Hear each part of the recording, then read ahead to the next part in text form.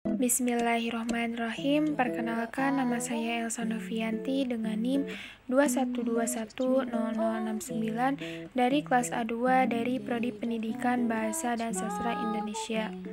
Saya di sini akan menjelaskan tentang relevansi Pancasila sebagai pengembangan ilmu. Dengan pesatnya perkembangan ilmu pengetahuan dan teknologi pada saat ini menyebabkan dampak yang signifikan pada setiap aspek kehidupan manusia. Negara Indonesia merupakan salah satu dari negara yang terkena dampak perkembangan iptek tersebut.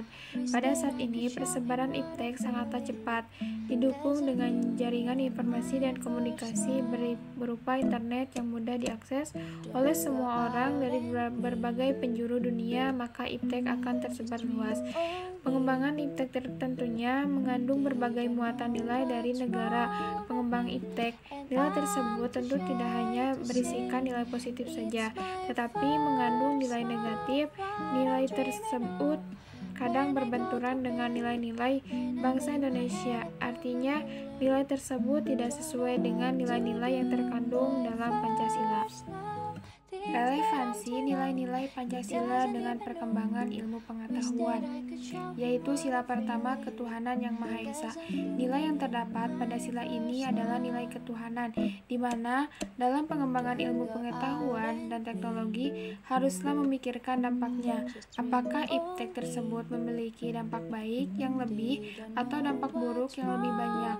Jika iptek tersebut lebih memiliki dampak baik yang banyak bangsa Indonesia, maka iptek tersebut bisa dikembangkan dan dipergunakan. Peran sila pertama sangatlah penting dalam perkembangan ilmu pengetahuan. Dalam nilai ketuhanan tersebut juga berfungsi memberikan arahan kepada para ilmuwan agar dalam pengembangan ilmu pengetahuan dan teknologi haruslah untuk tujuan kebaikan dan kemajuan bangsa Indonesia dan tidak mengembangkan suatu iptek yang dapat disalahgunakan dan merugikan bangsa Indonesia. Dengan memberikan arahan kepada ilmuwan, maka ilmuwan tersebut akan mempunyai akhlak atau sikap yang baik. Sebagai contoh, perkembangan iptek dari sila ketuhanan yang Maha Esa adalah ditemukannya teknologi transfer inti sel atau yang lebih dikenal dengan teknologi cloning. Dalam perkembangan teknologi ini, di Indonesia sudah tidak asing lagi dan menuai pro dan kontra. Di Indonesia sendiri, proses cloning juga sudah begitu jelas berkembang dengan pesat. Selanjutnya, sila kedua, manusia yang adil dan beradab.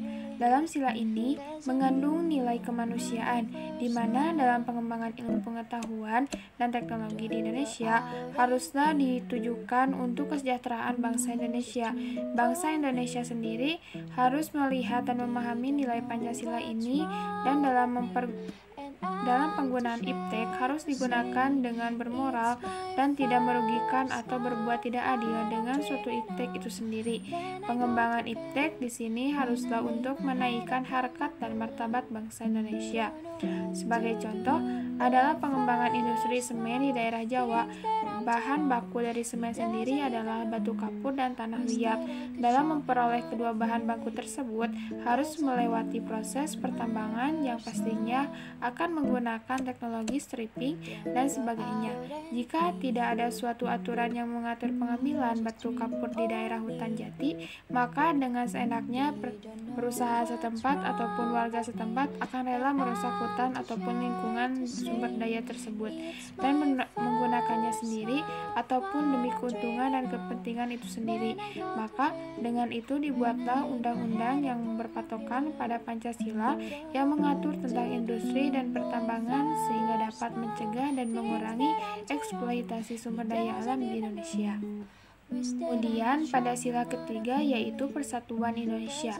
Dalam sila ini mengandung nilai persatuan di mana pengembangan ilmu pengetahuan dan teknologi haruslah digunakan untuk mempersatukan bangsa, untuk memperkuat rasa nasionalisme dan tidak digunakan untuk memecah belah bangsa Indonesia. Bahkan dengan teknologi sekarang bisa dipergunakan untuk membuat film dokumenter tentang sejarah perjuangan bangsa Indonesia meraih kemerdekaan. Sebagai contoh, pada saat ini perkembangan internet sudah sangat pesat, di mana buah hasil dari internet itu sendiri terbuatlah media sosial. Media sosial merupakan sebuah media online dengan para penggunanya bisa dengan mudah berpartisipasi, berbagi informasi mengenai apapun.